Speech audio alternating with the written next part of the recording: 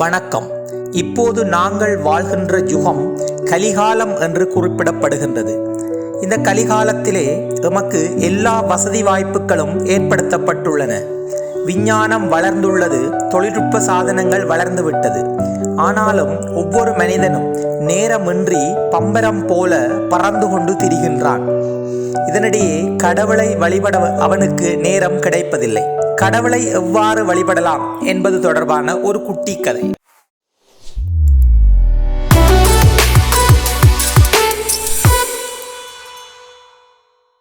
இப்ராஹிம் ஓர் அரசன். அவன் செல்வச் செழிப்பிலே மிதந்தான்.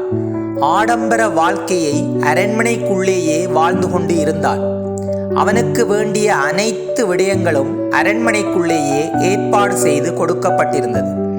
அவன் இறைவனை வணங்குவதற்கு கூட அரண்மனைக்கு வெளியே வருவதில்லை.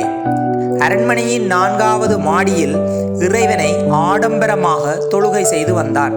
இவ்வாறு ஒரு நாள் அவன் தொழுவதற்கு சென்றபோது அங்கே ஒருவர் நடமாடுகின்ற ஓசை கேட்டது. அப்போது மன்னன் இப்ராஹிம், யார் அங்கே என்று குரல் கொடுத்தார். அதற்கு உள்ளே இருந்து, என்னுடைய ஒட்டகத்தை காணவில்லை, அதுதான் தேடிக்கொண்டிருக்கின்றேன் என்று பதில் வந்தது. உடனே மன்னன் இப்ராஹிமுக்கு கடும் கோபம் வந்துவிட்டது. மடையரே, ஒட்டகத்தை காணவில்லை என்றால் அதை அரண்மனைக்குள்ளே வந்து தேடுவதா? ஒட்டகம் பாலைவனத்தில் காணாமல் போயிருக்கும். நீ அங்கே சென்றல்லவா தேட வேண்டும் என்று கோபத்தோடு கூறி உள்ளே சென்று பார்த்தார். அங்கே ஒருவரையும் காணவில்லை. மீண்டும் அந்த குரல் கேட்டது. கடவுளை எளிமையான இடத்தில்தான் காண முடியும். இயற்கையான குளக்கரை மரநிழலிலேதான் கடவுள் அமர்ந்து அருள் பாலிப்பார். நீயோ ஆடம்பரமாக அரண்மனையின் 4வது மாடியில் கடவுளை தேடுகின்றாய். அதுதான் என்னுடைய ஒட்டகமும் இங்கே இருக்குமோ என்று தேடி பார்ப்பதற்காக வந்தேன். கடவுளை 4ஆம் மாடியில் தேடலாம் என்றால் என்னுடைய ஒட்டகத்தை ஏன் தேட முடியாது என்று கூறினர். உடனே ஆழமாக சிந்தித்த மன்னன் இப்ராஹிம் அந்த குரல் வந்த திசையை நோக்கி சென்று பார்த்தார்.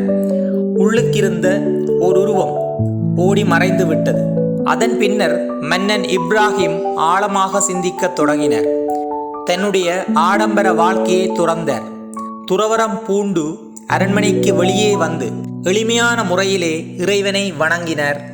ஞானியாகவும் மாறினர். எனவே நாங்களும் ஆடம்பரமாக பணத்தை செலவு செய்து ஆலயங்களை அமைத்து இறைவனை வழிபடுவதை விட்டு மிகவும் எளிமையான முறையில் இறைவனை வழிபடுவோம். நன்றி.